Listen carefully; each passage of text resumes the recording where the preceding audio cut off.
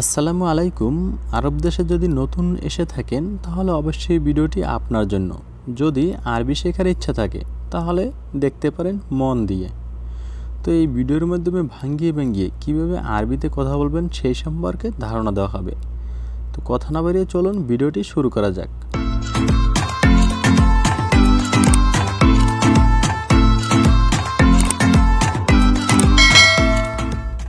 আনা মাশগুল এর বাংলা হচ্ছে আমি ব্যস্ত।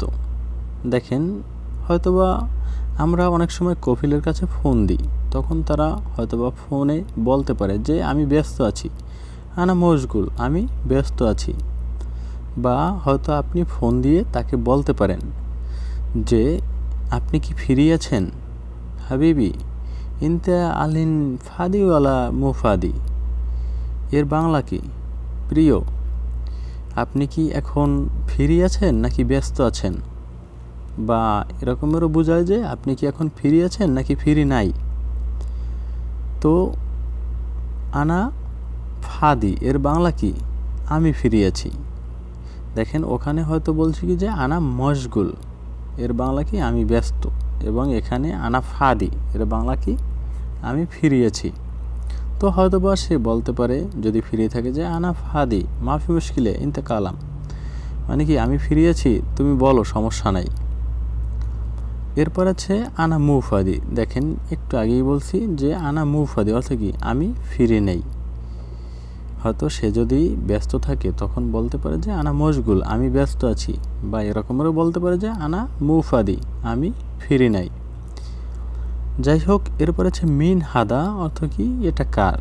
মূলত মিন অর্থ কার বা কে এরকমের বোঝায়। হাদা বা হাজা বা হাজাহু একই কথা। মূলত হাজাহু হচ্ছে শুদ্ধ ভাষা এবং হাদা অর্থ কি? আঞ্চলিক আরবি ভাষা। মিন হাদা এটাকার, যে হাদা মিন এটাকার বা মিন হাদা এটাকার। যাই হোক, একই কথা। এরপরে কি লিমিন অর্থ কি? কার জন্য।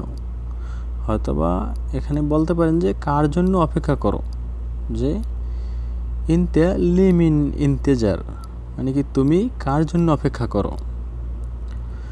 এরপর আছে এ বিষয় অর্থ কিছু লাগবে, যে ইনতে বিষয় তোমার কিছু লাগবে।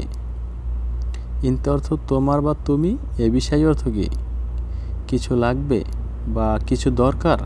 এরকমের আসলে আমরা অনেক সময় কাজকর্মের ক্ষেত্রে বলে থাকি। এরপর আছে ইন্দি সুগল, এর বাংলা হচ্ছে আমার কাজ আছে। দেখেন, এখানে ইন্দি অর্থ আমার বা আমার কাছে, এবং সুগল অর্থ কি? কাজ। তো যদি একই সাথে বলেন যে ইন্দি সুগল, আমার কাজ আছে, বা ইন্দেকে যদি বলেন যে তোমার, মূলত ইন্দি অর্থ হচ্ছে আমার কাছে, ইন্দেক অর্থ তোমার কাছে। আসলে বিভিন্ন শব্দ আছে যার অর্থ বিভিন্ন রকমের দাঁড়ায়, আবার বিভিন্ন অর্থ আছে যার বিভিন্ন রকমের শব্দ দাঁড়ায়। মূলত অনেক আরবি আছে যেগুলো একটু ভিন্ন। হয়তো আমরা বিভিন্ন ভিডিও দেখে বলে থাকি যে ও ভুল বলেছে বা ও এটা বলেছে ওটা বলেছে। আসলে এগুলো না বলাটাই বেটার। বিভিন্নভাবে বিভিন্ন শব্দ এবং অর্থ বিভিন্ন পরিস্থিতিতে দাঁড়ায়। হয়তো যারা একটু পুরনো তারা আসলে এই বিষয়গুলো একটু বেশি বুঝে, আর যারা একদম নূতন তারা আসলে এগুলো বুঝে উঠতে পারে না, একটু সময় লাগে। যাই হোক, এরপর আছে মিন ইজি অর্থ কি? কে এসেছে। মিন অর্থ কে, ইজি অর্থ কি? এসেছে। যে হুনাক মিন ইজি, ওখানে কে এসেছে। হুনাক অর্থ ওখানে, মিন অর্থ কে, ইজি অর্থ এসেছে। যাই হোক, এরপরে ইনতা মুয়াফিক অর্থ তুমি কি রাজি। ইনতা অর্থ তুমি, মুয়াফিক অর্থ কি? রাজি।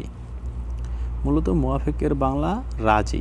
তো গ্রামাকাটিল সিস্টেম অনুযায়ী তুমি কি রাজি, মানে বাক্যটি এসে যায়। কির জন্য আলাদা এস শব্দটি ব্যবহার প্রযোজ্য হয় না। এস এর বাংলা কি, অথবা শুনো এর বাংলা হচ্ছে কি। শুনো অবলিক এস এর বাংলা কি। যাই হোক, এরপর আছে নাহনু ইয়াল্লা অর্থ কি? আমরা চলো।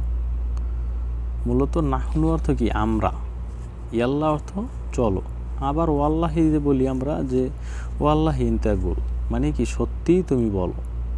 ওয়াল্লাহি অর্থ সত্যি বা ইয়াল্লাহ অর্থ চলো। আবার দেখেন এই যে চলো বা হাঁটো, হাঁটো এর আরবি কি এমসি। এমসি অর্থ চলো অথবা হাঁটো।